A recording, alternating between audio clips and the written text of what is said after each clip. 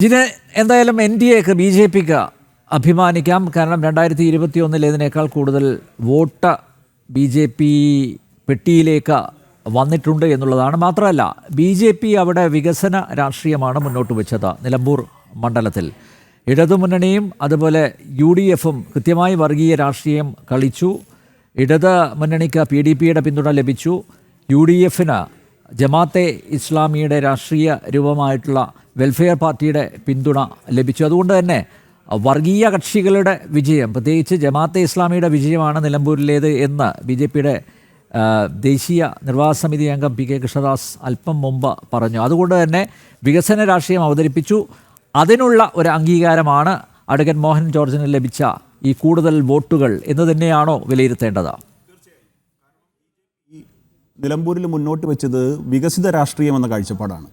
ആദ്യം തന്നെ ആ വികസിത രാഷ്ട്രീയ കാഴ്ചപ്പാട് നെഞ്ചിലേറ്റിയ 8648 വോട്ടർമാർക്ക് നന്ദി രേഖപ്പെടുത്താൻ, ആ വോട്ട് ഉറപ്പിക്കുവാൻ വേണ്ടിയിട്ട് പാർട്ടിയെ സക്രിയമായി ചലിപ്പിച്ച പാർട്ടി പ്രവർത്തകന്മാർക്ക് അഭിവാദ്യം അർപ്പിക്കാനും ഞാൻ ഈ അവസരം വിനിയോഗിക്കുകയാണ്. കാരണം നിലമ്പൂരിൽ നടന്നത് ഒരു രാഷ്ട്രീയ പോരാട്ടമല്ല. തീവ്രവാദ ശക്തികളുടെ കൂടിയ പിന്തുണ ആർക്കാണ് എന്ന് ഉറപ്പിക്കുവാൻ വേണ്ടിയിട്ട് രണ്ട് മുന്നണികളും തമ്മിൽ നടത്തുന്ന ഒരു മത്സരമാണ് നമുക്ക് കാണാൻ സാധിച്ചത്. ജമാഅത്തെ ഇസ്ലാമിയെയും വെൽഫെയർ പാർട്ടിയെയും പി ഡി പിയെയും ഒരു പരിധിവരെ എസ് ഡി പി എയും കളത്തിലിറക്കി, അല്ലെങ്കിൽ അവരുടെ കൂട്ടുപിടിച്ച് ഏത് വിധേനയും വെറും 7 മാസത്തേക്ക് മാത്രമുള്ള ഒരു നിയമസഭാ സീറ്റ് നേടിയെടുക്കാനായിട്ട് ലക്ഷങ്ങളും കോടികളും ചെലവഴിച്ച് നടത്തിയ ഒരു രാഷ്ട്രീയ ഗിമിക്കാണ് നിലമ്പൂരിൽ കണ്ടത്. അവിടെ N D A B J P മുന്നോട്ട് വെച്ചത് വികസിത രാഷ്ട്രീയമാണ്, വികസിത കേരളം എന്ന കാഴ്ചപ്പാടാണ്, വികസിത നിലമ്പൂർ എന്ന കാഴ്ചപ്പാടാണ്. അതിൽ ആ കാഴ്ചപ്പാടിനൊപ്പം കഴിഞ്ഞ കാലങ്ങളിൽ നിന്ന് വ്യത്യസ്തമായി കൂടുതൽ ആൾക്കാർ ആ കാഴ്ചപ്പാടിനൊപ്പം നിൽക്കാൻ തയ്യാറായത് എന്നുള്ളത് ബി ജെ പിയെ സംബന്ധിച്ച് ഏറ്റവും തിളക്കമാർന്ന വിജയമാണ്. ഇവിടെ കോൺഗ്രസ് വലിയ വിജയം നേടി എന്ന് അവകാശപ്പെടുമ്പോൾ നമ്മൾ മനസ്സിലാക്കേണ്ടുന്നത്, സ്വതന്ത്ര സ്ഥാനാർത്ഥിയായി മത്സരിച്ച പി വി അൻവർ പിടിച്ച വോട്ടിൻ്റെ ഭൂരിപക്ഷം പോലും നേടിയെടുക്കാൻ കോൺഗ്രസ്സിന് സാധിച്ചിട്ടില്ല. 11,000 വോട്ടിൻ്റെ ഒരു നിറംകെട്ട വിജയമാണ് അവർ നേടിയെടുത്തത്. അതേ അപ്പുറത്തെ വശത്ത് തന്നെ നോക്കൂ, സ്വന്തം സ്ഥലത്ത് പോലും സ്വരാജ് പുറകിലേക്ക് പോകുന്ന സാഹചര്യം. അപ്പോൾ ഈ രണ്ട് മുന്നണികളുടെയും ഈ അവസരവാദ രാഷ്ട്രീയം, തീവ്രവാദികൾക്ക് ഓശാന പാടുന്ന രാഷ്ട്രീയം, വികസന വിരുദ്ധ രാഷ്ട്രീയം, ഏത് വിധേനയും തെരഞ്ഞെടുപ്പ് രാഷ്ട്രീയത്തിൽ ജയിക്കുക എന്നുള്ള നിലപാടിൽ മാത്രം മുന്നോട്ട് പോകുന്ന ഈ രാഷ്ട്രീയത്തെ ജനങ്ങൾ തിരസ്കരിക്കാൻ തയ്യാറായിക്കൊണ്ടിരിക്കുകയാണ്. അതുകൊണ്ടാണ് മുൻകാലങ്ങളിൽ നിന്ന് വ്യത്യസ്തമായി ഉപതെരഞ്ഞെടുപ്പിൽ ഏറെ വോട്ട് നേടുന്ന, അല്ലെങ്കിൽ കൂടുതൽ വോട്ട് പിടിക്കുന്ന സാഹചര്യത്തിലേക്ക് ഭാരതീയ ജനതാ പാർട്ടിയും ദേശീയ ജനാധിപത്യ സഖ്യവും മാറിയത്. ഇത് മുന്നോട്ടുള്ള പോക്കിൽ വരാൻ പോകുന്ന നിയമസഭാ തെരഞ്ഞെടുപ്പിലും തദ്ദേശ സ്വയംഭരണ തെരഞ്ഞെടുപ്പിലും ബി ജെ പിക്കും ദേശീയ ജനാധിപത്യ സഖ്യത്തിനും വലിയ മുതൽക്കൂട്ടാവും. ഈ കാഴ്ചപ്പാട്, അതായത് വികസിത കേരളം എന്ന കാഴ്ചപ്പാട്, ബി ജെ പി സംസ്ഥാന അധ്യക്ഷൻ ശ്രീ രാജീവ് ചന്ദ്രശേഖർ മുന്നോട്ട് വച്ചിരിക്കുന്ന ഈ മഹത്തായ കാഴ്ചപ്പാട് കേരളത്തിലെ മുഴുവൻ ജനങ്ങളും ജാതി മത രാഷ്ട്രീയത്തിന് അതീതമായി നെഞ്ചിലേറ്റുന്ന കാലത്തിലേക്കാണ് കേരളം സഞ്ചരിച്ചുകൊണ്ടിരിക്കുന്നത്. അതുകൊണ്ട് ബി ജെ പിയെ സംബന്ധിച്ച് ഏറെ അഭിമാനത്തോടു കൂടിയാണ് നിലമ്പൂർ തെരഞ്ഞെടുപ്പ് നോക്കിക്കാണുന്നത്. അഡ്വക്കേറ്റ് വസന്ത്, എന്തായാലും അഭിനന്ദനങ്ങൾ കേട്ടോ. ആര്യാടൻ ഷൗക്കത്ത് മത്സരിച്ച് ജയിച്ചു. അവസാനം ഒരു ഫോട്ടോ ഫിനിഷ് അതൊക്കെയായിരുന്നു പ്രതീക്ഷിച്ചത്, പക്ഷേ അതൊന്നും ഉണ്ടായില്ല. എല്ലാ പഞ്ചായത്തുകളിലും അതുപോലെ നിലമ്പൂർ നഗരസഭയിലും കൃത്യമായിട്ടുള്ള മേൽക്കൈ നേടാൻ ആര്യാടൻ ഷൗക്കത്തിന് സാധിച്ചു എന്നുള്ളത് വലിയ കാര്യമാണ്. പക്ഷേ എങ്കിലും യു ഡി എഫിൻ്റെ വോട്ടുകളിൽ ചോർച്ച ഉണ്ടായിരിക്കുന്നു. അത് വിശദമായി പരിശോധിക്കപ്പെടേണ്ടതല്ലേ? ഇവിടെ ഞങ്ങളെ സംബന്ധിച്ചിടത്തോളം ഈ തെരഞ്ഞെടുപ്പ് വിജയം, നേരത്തെ ബി ജെ പി പ്രതിനിധി പറഞ്ഞതുപോലെ, ഏതാണ്ട് 7 മാസത്തിനപ്പുറത്ത് മാത്രം പ്രായമുള്ള ഒരു കുഞ്ഞിന് ജന്മം കൊടുക്കുക എന്നുള്ളതല്ല. അത് ബി ജെ പി പ്രതിനിധിയുടെ രാഷ്ട്രീയ മെച്യൂരിറ്റി കുറവുകൊണ്ടാണ് അദ്ദേഹം പറയുന്നത്. നോക്കൂ, ഇത് സെമി ഫൈനൽ ആണ് എന്ന് പറഞ്ഞുകൊണ്ടാണ് ഞങ്ങൾ മത്സരത്തിലേക്ക് ഇറങ്ങിയത്. കഴിഞ്ഞ ഓരോ ഉപതെരഞ്ഞെടുപ്പിലും ഇറങ്ങുമ്പോൾ ഞങ്ങൾ പറയുന്നത് പോലെ ഇത് സർക്കാരിനൊപ്പം പ്രതിപക്ഷത്തിന്റെയും വിലയിരുത്തലാണ് എന്ന് പറയാനുള്ള ആർജവം ഞങ്ങൾ കാണിച്ചിട്ടുണ്ട്. സർക്കാരിന്റെ വിലയിരുത്തലാണ് എന്ന് പറയാനുള്ള ആർജവം ആര് കാണിച്ചിട്ടില്ല? സർക്കാർ ഒരു കാലഘട്ടവും കാണിച്ചിട്ടില്ല. അങ്ങനെ ഒരു വിലയിരുത്തലേ അല്ല ഇത് എന്ന് പാർട്ടി സെക്രട്ടറി പറയുകയും ഇന്നലെ നിലമ്പൂർ പരമ്പരാഗതമായ യു ഡി എഫ് മണ്ഡലമാണ് എന്നൊരു മുൻകൂർ ജാമ്യം, ഒരു ആന്റിസിപ്പേറ്ററി ബെയിൽ പിണറായി വിജയൻ തന്നെ നേരിട്ട് എടുക്കുകയും ചെയ്ത അവസ്ഥയും നമ്മൾ കണ്ടതാണ്.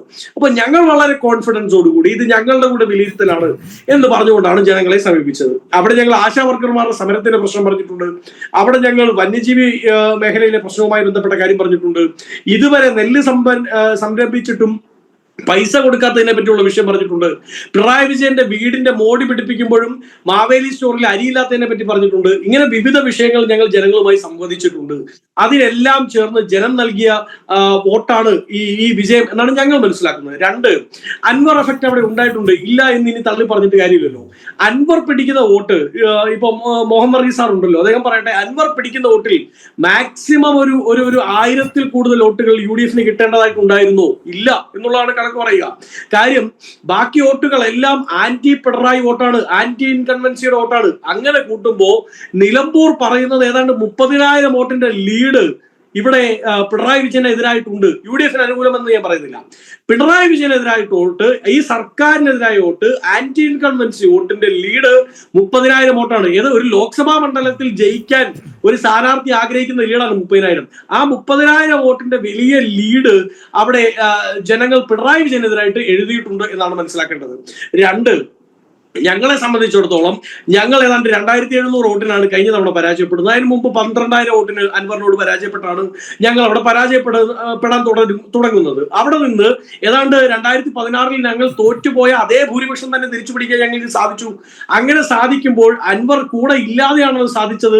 ഞങ്ങൾ ഏതെങ്കിലും സ്വതന്ത്രനോടല്ല ജയിച്ചത്. ഞങ്ങൾ ജയിച്ചത് പാർട്ടി റാങ്ക് ആൻഡ് ഫയൽ എടുത്താൽ പിണറായി വിജയന്റെ തലമുറ കഴിഞ്ഞാൽ അടുത്ത തലമുറയെ നയിക്കേണ്ടയാൾ എന്ന് ഇവർ തന്നെ PR എക്സസൈസ് ചെയ്യുന്ന ആളല്ലേ ഈ പറയുന്ന M സ്വരാജ്.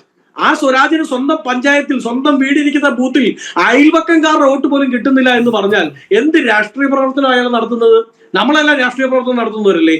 ഞാൻ നാളെ പഞ്ചായത്തിൽ മത്സരിക്കുന്നു, എന്റെ ബൂത്തിൽ വോട്ട് എന്റെ അയൽവക്കത്തെ വീട്ടിലെ ചേച്ചിയെയും ചേട്ടനെയും സ്വാധീനിക്കാൻ എനിക്ക് പറ്റുന്നില്ലെങ്കിൽ ഞാൻ പിന്നെ എന്ത് സൈദ്ധാന്തിക മുഖമാണ് എന്ന് പറഞ്ഞിട്ട് കാര്യമുണ്ടോ?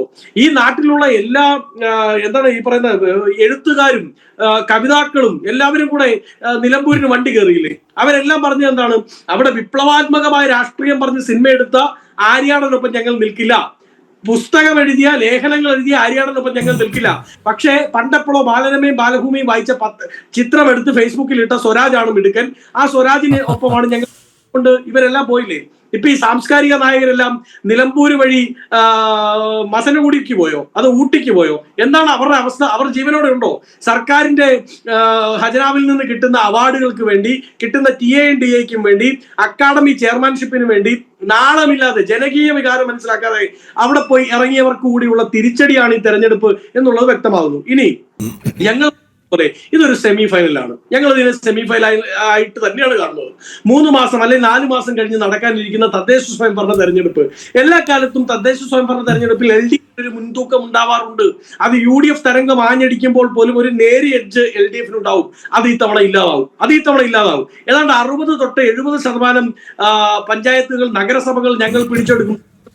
അതിനുശേഷം 2026 ഒരു 90-നും 100-നും ഇടയ്ക്കുള്ള സീറ്റിൽ ഈ ഭരണം ഞങ്ങൾ അട്ടിമറിക്കും. ഈ ഭരണം താഴെ ഇറക്കും. ഈ ജനവിരുദ്ധ സർക്കാരിനെ താഴെ ഇറക്കി ഞങ്ങൾ അധികാരത്തിൽ വരും എന്നതിൽ യാതൊരു സംശയം വേണ്ട. അതിന്റെ മുന്നൊരുക്കമായിട്ടാണ് UDF ഈ വിജയത്തെ കാണുന്നത്. യെസ് വസന്ത്, വ്യക്തമാണ്.